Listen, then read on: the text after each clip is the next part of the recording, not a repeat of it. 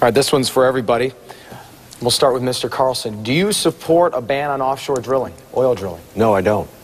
I believe that what we need to do is make sure that offshore drilling happens on the continental ledge rather than out miles and miles from that point, and where we have to drill a mile. First of all, we have to go through a mile of water before we get to the bed and then drill another mile or two. I think that's been pushed by the EPA. We simply can't get the opportunity, we can't get the permits to drill closely. We know how to do it on the continental ledge. We're guessing in some ways, as an example of what we've done now with the blowout, and to try to, after the fact, come up with a contingency hasn't that, not to interrupt that, hasn't that oil leak at least given some credence that we should at least look at a ban or a pause or anything like that? What I think what we need to do is make sure that this country is self-sufficient when it comes to energy.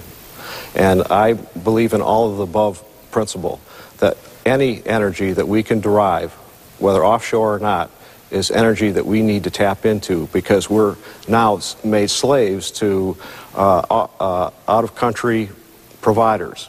We cannot let that happen because it actually imperils our sovereignty.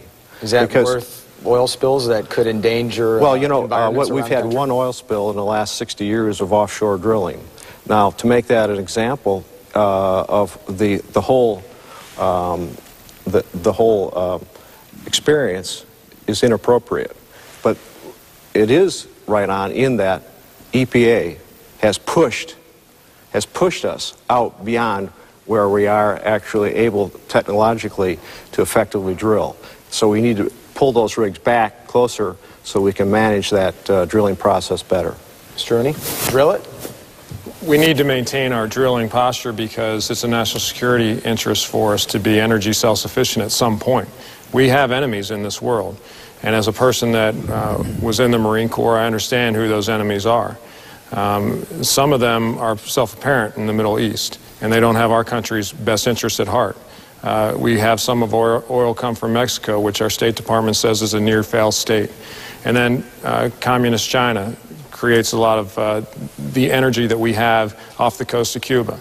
So the old saying in the oil business is somebody else drinking your milkshake? Well, the red Chinese are, the Cubans are, and some other countries that are not our friend. And the BP oil disaster shouldn't deter us at all? Well, it should give us pause to see what we can do better in the future. Yeah, it's a disaster, and I don't like seeing the images every day, just like anybody else. It's a beautiful part of the world and this country in the Gulf, and right now there's a complete ecological disaster going on down there, and it's because people were cutting corners, and people do need to be held responsible, not just in BP, but the administration for those that gave the go-aheads to start drilling and those sorts of things. So we need to do a better, more efficient job and fix the bureaucracy that, you know, was part of the problem here, but we need to allow for drilling not just in that part of the world, but in Anwar and other parts of the world as well. Mr. Walberg, keep on drilling? Absolutely keep on drilling. Do it environmentally sound, but I think we have proven with a number of years that you've had offshore drilling that it is safe. I think despite the recent disaster, it's despite totally the recent safe. Disaster, I think, you know, what we ought to be looking at, not only BP, which we ought to, but we ought to be looking at the permitting process and the regulators who should have been knowing what was going on. So it's more BP being reckless rather than the industry being dangerous? Well, I don't think we've determined that yet.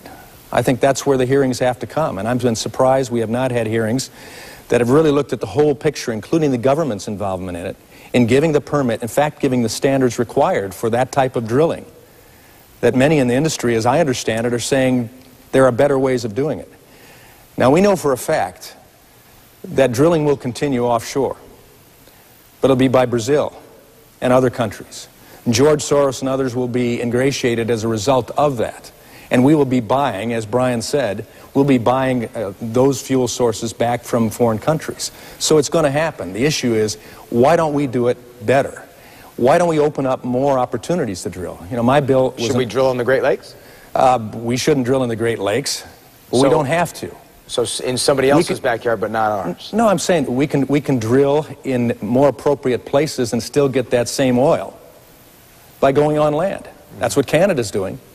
They're doing slant drilling and selling it back to us. Why aren't we up at Anwar? Alaska's asking for it. We know that we could do it safely, and even if we had a blowout, Red Adair and his forces could handle that far more quickly and effectively than deep water drilling. So the bottom line is, the issue ought to be faced is, why are we hamstringing ourselves from having an all-of-the-above energy plan that uses the resources we presently have, develop new sources, whether it's biofuels or air, wind or solar power, hydrogen, and you name it, what the creativity of the American mind could come up with, and say, we're going to be totally independent from the rest of the world. We have to do that.